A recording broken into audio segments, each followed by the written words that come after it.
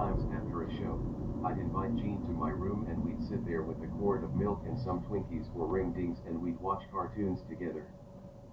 He was the only other guy I knew who drank his milk with ice cubes in it.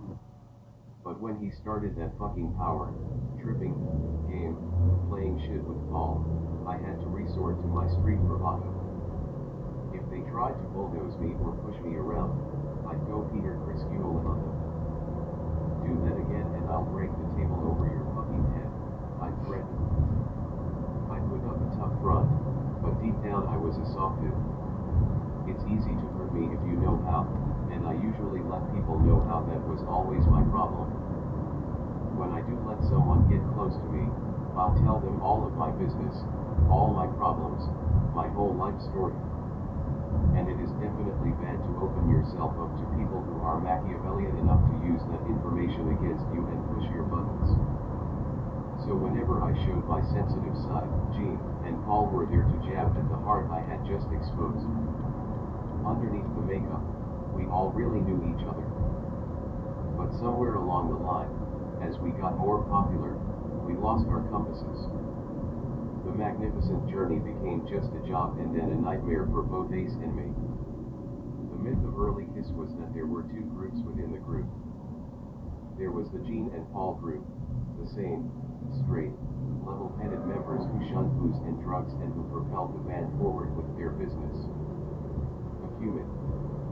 Then there was the Peter and Ace group, the wild and crazy musically creative guys.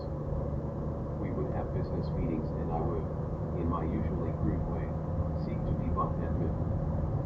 I would actually be sober at these meetings and proceed to explain that the emperors had no clothes.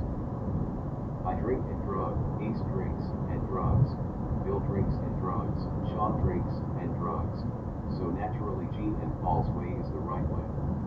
One of these fuckfaces is sitting here throughout the whole meeting drawing huge, anatomically correct dicks. This other fuckface, all he can think about is getting the fuck out of here and getting laid. And their way is the highway that we all should travel on. Like we didn't get on this road because Ace and I were bad boys. I'm so fed up with you hypocritical motherfuckers. So this was the state of our union when Alive went gold, and then platinum, and propelled us to stardom. Once we finally put out an album that truly reflected the majesty of our live shows, the walls came tumbling down and the stadiums opened up for us. For good reason. As far as I was concerned, we were the best show on the fucking planet. My band would give you every last penny's worth of your ticket price. We had a guy eating fire, the guy levitating into the air, the guitar that shot rockets, and a front man as good as the best of them. It was literally a rock and roll circus. And who could resist the circus? Halfway through the Alive tour, we were informed that we would be rich beyond our dreams. All I ever wanted was a gold record on my wall and a nice living. Maybe sign a couple of autographs when I went out to eat with Lydia. I had no idea that we would become bigger than life itself. I was thrilled for Bill. We signed a new deal with Casablanca and we got a lump, some payment as an advance. Bill had invested so much time and effort, maxing out his Amex card to make us stars, that he couldn't pay his rent and had to rely on friends to eat. And now he was sitting in his office, staring at a check from Neil for $2 million. One of the first things Bill did was move out of the offices he had shared with some business partners for years and rent a magnificent new office for $70K a month.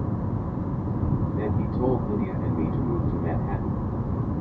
Our dream had always been to live in a brownstone in the city, so Sean took Lydia out in a limo one day and they found a cute little brownstone on 30th Street, complete with a spiral staircase and a fireplace. We put that first gold album over the fireplace in the living room. Then I went out and bought myself a chocolate, brown Camaro. For her part, Lydia was ecstatic. She had paid her dues, too, working all those years at Abercrombie and Fitch, paying all the bills. Now she could quit her job. Kiss Mania was just starting. We had our first smash single off Alive, Rock and Roll all night. We did rock and roll all night and party every day for many, many years to follow. And it almost killed me.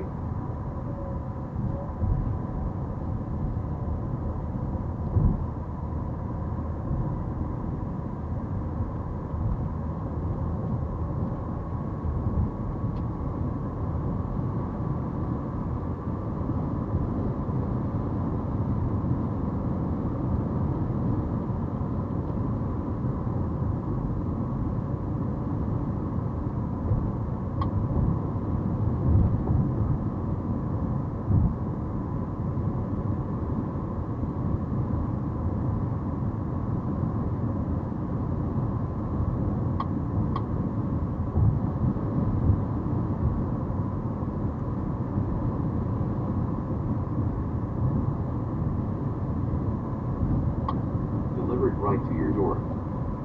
He smiled. At that point one seemed like enough for me, so I picked out a cute redhead. Jean went for a blonde who went on to become a Playboy centerfold. Years later, I saw her naked in a hotel hallway, riding Jean on her back while he slapped her ass.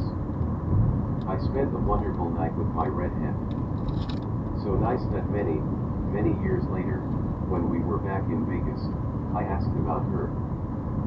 A bartender told me that she jumped out of one of the top floors of a hotel because she had been so depressed with the Vegas lifestyle.